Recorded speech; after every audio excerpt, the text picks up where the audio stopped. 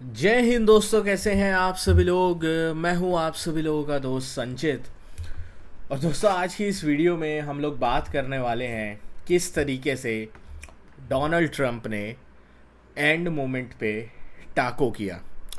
जो कहावत अमेरिका में बहुत ज़्यादा चलती है कि Donald Trump always chickens out, मतलब डोनाल्ड ट्रंप हमेशा जो है वो भाग जाते हैं, पीछे हट जाते हैं डेडलाइन से।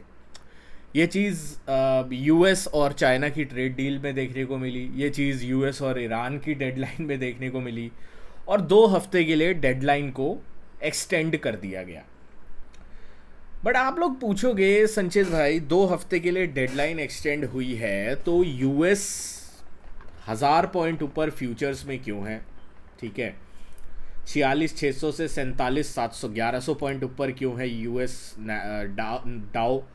नैस्डैक जो है वो क्यों 700-800 पॉइंट ऊपर चल रहा है? निफ्टी 800 पॉइंट ऊपर खुलने के बाद साइडवेज रहा, बैंक निफ्टी 3000 पॉइंट ऊपर रहा। आखिर इतनी पॉजिटिविटी क्या आ गई जो बाज़ार इतना तेज़ी से भाग गया? तो सारी चीज़ें इस वीडियो में आज समझने की कोशिश करेंगे। क्या हमारा व्यू रह सकता है for the upcoming few days, वो हम समझने की कोशिश करेंगे। दोस्तों, वीडियो शुरू करने से पहले चैनल को सब्सक्राइब कीजिएगा, बेल आइकन को दबाइएगा, और इस वीडियो का लाइक मन रखते हैं लगभग 1500 लाइक्स, जो कि आप पूरा कर ही देंगे। तो चलिए, अब ज़्यादा टाइम वेस्ट ना करते हुए वीडियो को शुरू करते हैं। देखिए, एक चीज़ मैं अभी भी क्लियर कर देता हूँ, जो भी मेरा एनालिसिस होगा, जो भी मेरा व्यू होगा, पर्सनली जो मेरे को फील होता है, जितना मेरा थोड़ा बहुत ही सही एक्सपीरियंस है मार्केट के साथ और डोनाल्ड ट्रंप जैसे सरफिरों के साथ, वो मैं आपके सामने रखने की कोशिश करूँगा। अभी आप यूएस ग्लोबल मार्केट्स हर जगह देखो, शानदार तेज़ी है। 3 से 4% आपको सारे इंडेक्स, 4 से 5 बल्कि पूरी दुनिया के बाज़ार आपको ऊपर दिखाई देंगे। रीज़न, कल आज सुबह लगभग 4:30 बजे के आसपास, 4 बजे के आसपास, डोनाल्ड ट्रंप ने 2 हफ्ते के लिए ईरान के साथ डेडलाइन अनाउंस कर दी। अब डेडलाइन अनाउंस किसकी रिक्वेस्ट पे करी, ये ज़रा आप देखो। तो ये मैंने डाला था सुबह सुबह ही। डोनाल्ड ट्रंप ने बोला कि पाकिस्तान के प्राइम मिनिस्टर और जो पाकिस्तान का जो फील्ड मार्शल है आसिम मुनीर, उसके कहने पर जो है उस उन दोनों ने रिक्वेस्ट करी, तो इसीलिए मैं आज जो है ईरान में डिस्ट्रक्टिव फोर्स नहीं भेज रहा हूँ। अच्छा भाई, अब इस पे डोनाल्ड ट्रंप ने बोला कि सब्जेक्ट टू, मतलब ये चीज़ तभी होगी अगर ईरान जो है वो कंप्लीट, इमीडिएट और safe opening of straight of Hormuz करता है तो, और this will be a double sided cease fire. ठीक है, डबल साइडेड सीज फायर मतलब ना अमेरिका हमला करेगा, ना इसराइल करेगा, ना ईरान करेगा। ठीक है, उसके बाद सब लोगों को लग रहा था भाई बहुत अच्छा हो गया। सुबह सुबह डोनाल्ड ट्रंप का ट्वीट भी आ गया, big day for world peace, middle east golden age में चला जाएगा, ये वो बहुत सारी चीज़ें होने लगी। उसके बाद खबरें आनी शुरू हुई over the course of the day. सबसे पहले बारेन पे ईरान ने मिसाइल अटैक किया, ये 11:30 बजे की खबर है। 11:30 बजे के आसपास ही आज 8 तारीख को इंडियन एम्बेसी जो तेहरान में है, उन्होंने एडवाइजरी जारी करी है और बोला है जितने भी इंडियन नेशनल्स हैं वो ईरान से as soon as possible exit कर जाओ। ये आज सुबह की, मतलब सीज फायर अनाउंसमेंट होने के बाद की खबर है। तो अब ये मेरे को बता दो, क्या इंडियन एम्बेसी को ये नहीं पता कि यूएस और ईरान के बीच सीज फायर अनाउंस हो गया है क्या?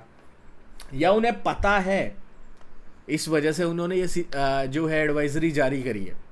ये मैं आपके विवेक पर सोचने के लिए छोड़ता हूँ, क्योंकि ये चीज़ क्लियर कट कह रही है कि डोनाल्ड ट्रंप एक फॉल्स फ्लैग जो है कार्यक्रम कर सकते हैं अगले कुछ दिनों में। हो सकता है वो आज ना हो, कल ना हो, परसों ना हो, वीकेंड पे हो, अगले हफ्ते हो।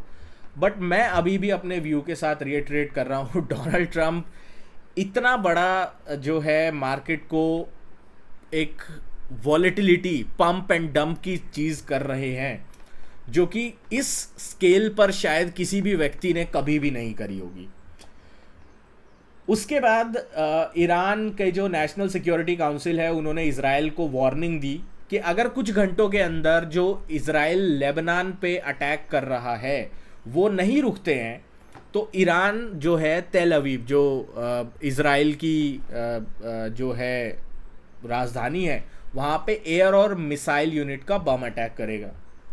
उसके बाद जो है खबरें आती हैं कि ईरान ने जो है कुवैत के ऊपर मैसिव ड्रोन और मिसाइल अटैक्स करे हैं आज पूरे दिन, और इस वक्त यूएई का जो एयर डिफेंस सिस्टम है वो मिसाइल अटैक से एंगेज हो रहा है। तो अब आप मेरे को बता दो क्या ये सीज फायर है या नहीं है। मार्केट मानने को तैयार हो गया है डोनाल्ड ट्रंप की इस बात को कि ये सीज फायर है, बट मैं अभी भी अपने व्यू पर कायम हूँ। डोनाल्ड ट्रंप एक फॉल्स फ्लैग अटैक करने की तैयारी में है।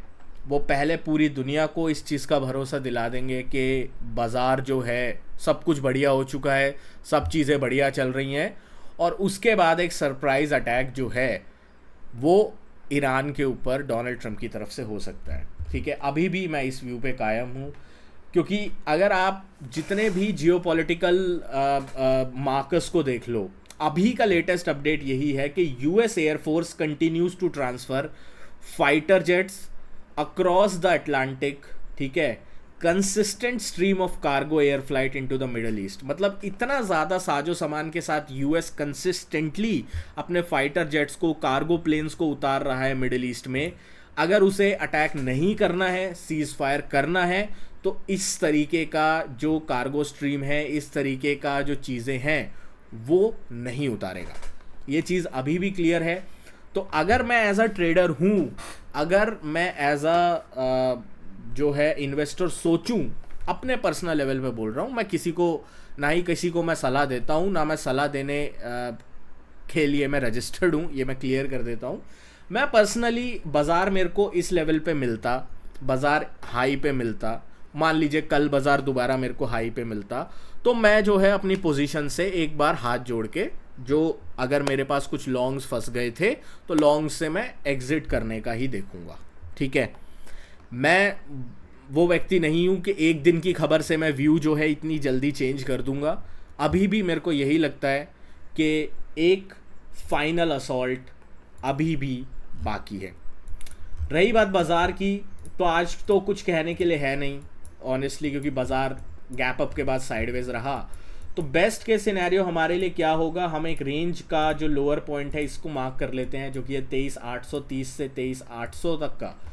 अगर कल के दिन निफ्टी जो है 23,800 के ऊपर सस्टेन करता है, तो जैसा बाज़ार आज था उसी तरीके का आपको कल देखने को मिल जाएगा। कुछ ज़्यादा छेड़छाड़ बदलाव मुश्किल ही दिखाई देता है जब तक कोई नई डेवलपमेंट नहीं आती है।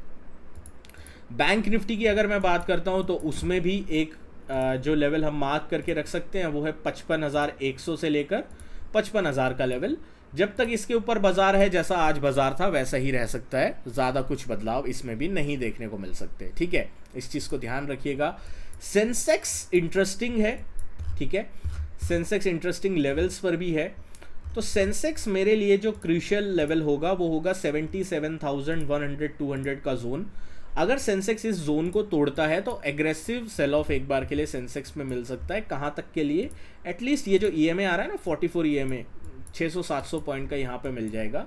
अपसाइड में अगर मान लीजिए 77,800 के ऊपर सेंसेक्स निकलता है तो हमें 78,300-400 तक की जगह और जो है दिख सकती है। बट अब आप बहुत बड़े मूव्स एक्सपेक्ट मत कीजिएगा, क्योंकि इंडिया विक्स 19 आ चुका है, 20% इंडिया विक्स गिरा है।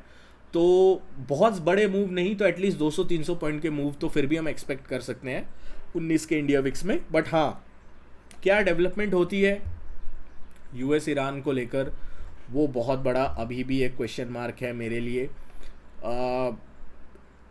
लेट्स सी आगे क्या होता है। बाकी कोई भी वॉर से जुड़ी या लेटेस्ट कोई भी न्यूज़ अपडेट होती है वो मैं टेलीग्राम पे शेयर करता रहता हूँ। पूरी रात जो है मैं आपके साथ जुड़ा था कवरेज में, जो भी अपडेट्स आ रही थी उसके लिए। तो आप हमारा ग्रुप ज्वाइन कर सकते हैं, डिस्क्रिप्शन में लिंक है। Thank you so much for watching guys.